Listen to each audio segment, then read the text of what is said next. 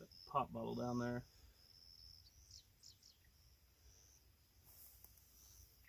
Might help if I put it on fire.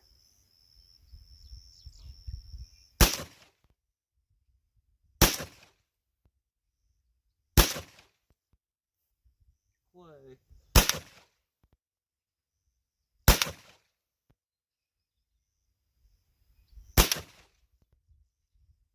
So what I got for the small arms of Normandy part 3, we covered the 303 Lee Enfield. We've covered the 1897 shotgun. And now we're covering the M1 Carbine. Now, the original name for this would have been the US Carbine Caliber 30 M1. But for obvious reasons, most everybody now just calls them M1 Carbines. The story with this rifle starts in the late 1930s. The US Army had just adopted the M1 Garand, or Garand, depending on what you want to call it. I just call it Garand because that's what everybody else calls it. The US had just adopted that rifle. Now that rifle weighs about 8 pounds. It's, I don't know the exact length, but it's probably about, that much longer than the M1 Carbine. It is chambered in 30-06, which is a very hot round. Mind you, they were chambered in they were meant to fire M2 ball, which is a lighter 30-06, but it's no joke. Your follow-up shots are not near as fast as you'd think they would be. And what they found out was, with that big old long rifle, they needed something for artillerymen, cooks, truckers, pretty much everybody besides infantry, except for, with the exception, well, we'll get into that in a minute. They needed something for all the pogues, as if you would. I'm not saying that in a disrespectful way, but I mean, that's what they are. They're not grunts. For all the pogues, they needed something that's very light, handy, and because, you're going around, you're trying to load a shell into an artillery piece, and you got a big old M1 Garand slinging around on your shoulder, it's going to cause some issues. You're trying to cook, and you got that big old 8-pound rifle slung over your shoulder. You're trying to get in and out of trucks. Not very handy. Not very handy at all. So what they did is, in the late 1930s, they went to Winchester. The U.S. Army did. And they said, hey, we see you guys have a rifle that your famous Marsh Williams, or as some people call him, Carbine Williams, we saw this rifle he started developing for you guys. You're already wanting to replace the M1, and we just adopted it. And what they had was what they called the M2. It was a scaled up version of this in 30-06. The U.S. Army went to Winchester and they said, we see that M2 rifle. What we want you to do is take everything about it and scale it down to accept something that is equivalent of 32 Winchester, which later on became the 30 carbine. They said, scale the whole entire thing down, and instead of having a 7-pound 30-06 rifle, we want a 5-pound 30 carbine rifle. So Winchester went to their go-to guy, Marsh Williams, and they said, hey, we need this rifle, and we need it pretty quick. And he said, well, how long do we got? And they said, well, I think it was an insane short amount of time. I think it was like, what, 13 days, I think. Yeah, it's 13 days. So they said, we got this rifle we need you to build and put together in 13 days. And Marsh Williams said it can't be done. It's like, there's no way on earth that you could do that. So they said, all right, we'll go to somebody else. So they went and found two other guys. I don't remember their names. I don't think you can really hardly find what their names were. A couple of machinists. And they said, hey, do you think we can do it? And they're like, yeah, we ain't got nothing better to do. So they went and they started putting together, scaling that M2 rifle down into this little carbine here. Well, to make a long story short, they got it barely got it together, and they had a few malfunctions, and then their time was stretched out. They said, all right, now you have a month to get this rifle into perfect working condition, and it's got to be able to fire several thousand rounds and have very few malfunctions. And so they went and they took, and they're like, okay, they're like, it's going to be hard, but they're going to do it. And so they brought back in Marsh Williams, Winchester did, to help these guys out. Well, Carbine Williams was a good gun designer, except for one little problem. He was not what you'd call a team player. He shows up there and he's like, well, I want to make it perfect. They're like, it doesn't have to be perfect. It just has to be good enough and in time. And he's like, well, you guys do what you want to do. I'm going to do what I want to do. They had a party in the ways. Carbine Williams actually developed his version of the M1 Carbine, but because he came out with it late, it never got put into service. So, yeah, didn't follow a time hack. Now, they did use his short stroke gas system on this thing, which makes it really, really light, but he was out of the picture after that whole deal, and it moved on to going on. They were almost time for testing. They were getting pretty close to having the rifle done, but they had some issues with it, and they were like, well, we got all weekend to work on this, because it had to be tested on Sunday, and it was like Saturday afternoon. They're like, we'll have it running by, or it was Saturday morning. They're like, we'll have it running by Sunday night. So what they thought to themselves, they're like, well, we've got all weekend to work on this thing. It's Saturday morning or Friday night. They're like, well, it's, you know, we got plenty of time to work on this thing. They show up the next morning, and the guy that was coming to inspect is like, hey, how's the rifle working? They're like, well, we haven't shot it yet. He goes, what do you mean you haven't shot it yet? They're like, well, it's not ready yet. He's like, you do realize you guys have got to show up Sunday afternoon with this thing. Sunday morning, it has to go to Aberdeen Proving Grounds. They've got to take pictures for everything, you know, for records and whatnot. Sunday afternoon, it has to go through a preliminary 1,000-round test before it can even be tested on the main one. And they're like, holy smokes.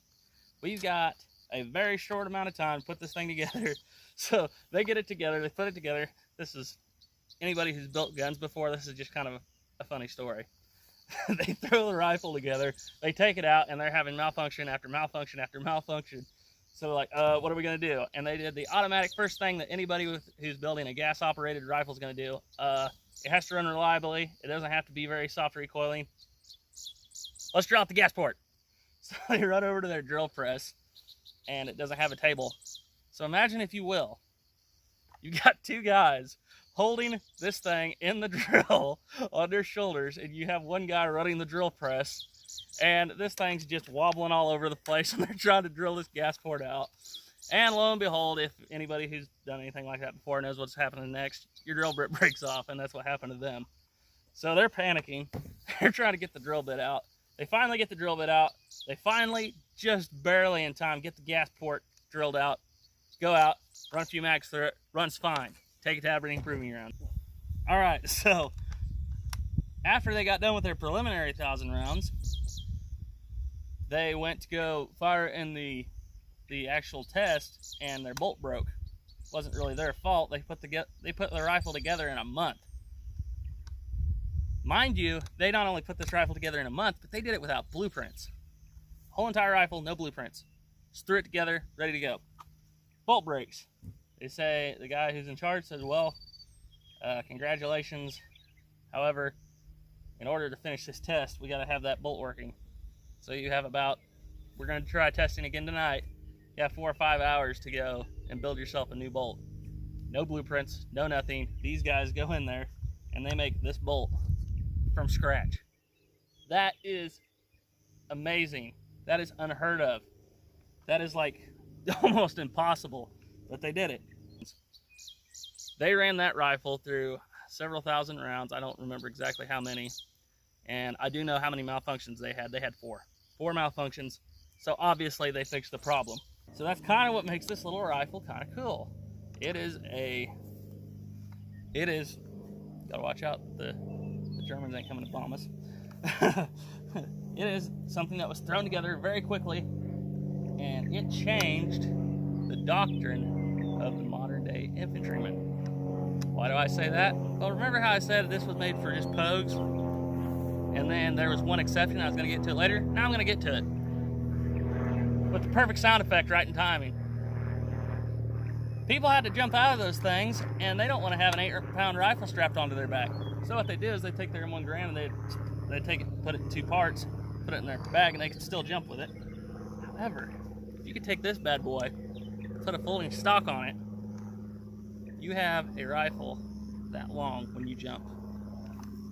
And that is where it found its real niche in Normandy.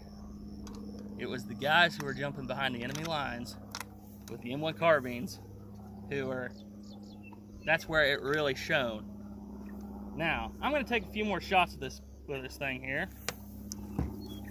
And we'll just see how bad I actually am with it, because for some reason I just can't hit with it. Now, we have been having some issues, not today, fortunately, but we have been having issues with this rifle of misfeeding. So we took and we oiled it all up really good. I think it has something to do with the fact we're using soft point ammo, but it's all we got, so you just shoot with what you got. All right, let's see here. I'm gonna try to hit that green bottle out there.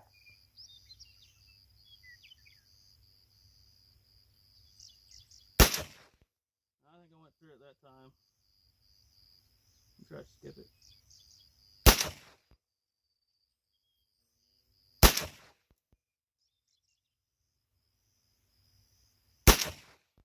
Yeah, I think they're just going right through it.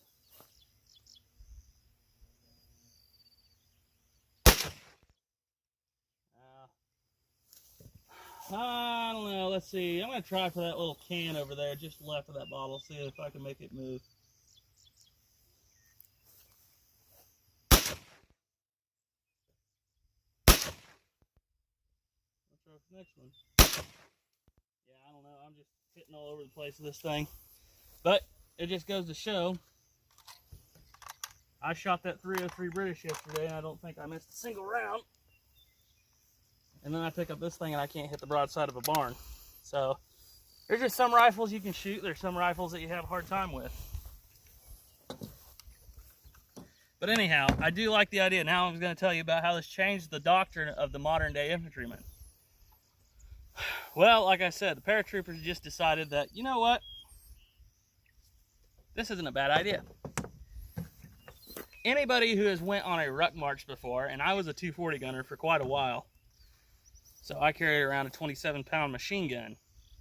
Anybody who's been on enough ruck marches can tell you, they'll carry a 5-pound rifle over a 8-pound rifle any day. That extra 3 pounds, it'll feel like 300 by the time you get done with about 15, 20 miles. Now there are people who will tell you that 30 carbine is underpowered. I've shot through old telephone poles that were laying on the ground or whatever. I mean, they were old, but they weren't rotten. 30 carbine punched right through them. It's like a spicy 357 Magnum. Almost, I would say it's at the bottom end of an intermediate cartridge. And now we'll see from your right to left, we have on the far right 7.62-54R. That is the Russian full-size cartridge. Next to it is the 7.62x39 Russian round that is used for the AK.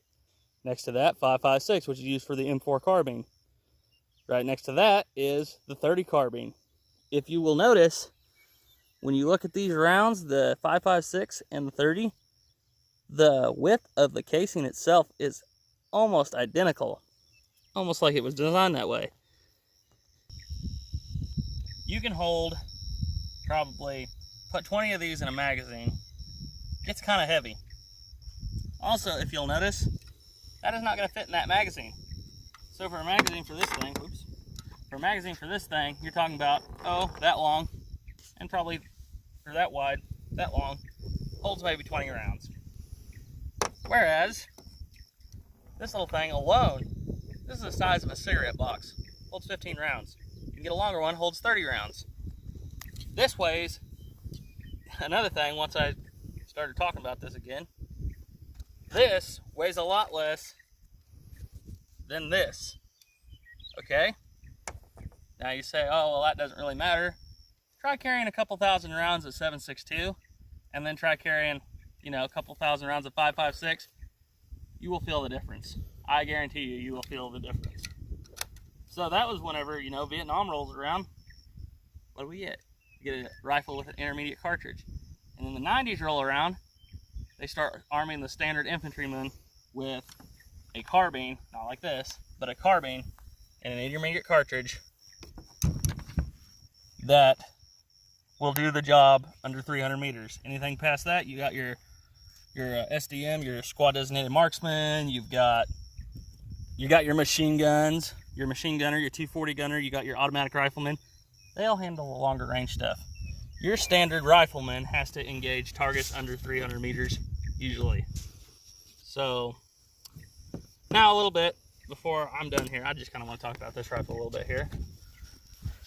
A lot of people will look at this and they'll say, well, why are you going on about this being the rifle of Normandy? It's got a bayonet lug and it's got the wrong sight.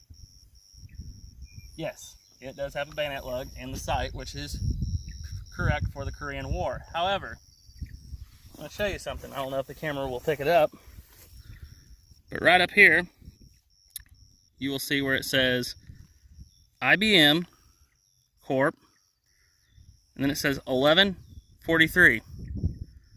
I don't know if the camera will pick that up or not, but this rifle was made in November of 1943. It was repurposed. It was refurbished and refitted for the Korean War. So this thing has not only been through World War II, it has been through the Korean War too, which is kind of cool. But yeah, that's about all I got for this video. So tune in tomorrow for our next Small Arms of Normandy video. He was just a rookie trooper and he surely shook with pride. He checked all his equipment and made sure his pack was tight. He had to sit and listen to those awful engines roar. You ain't gonna jump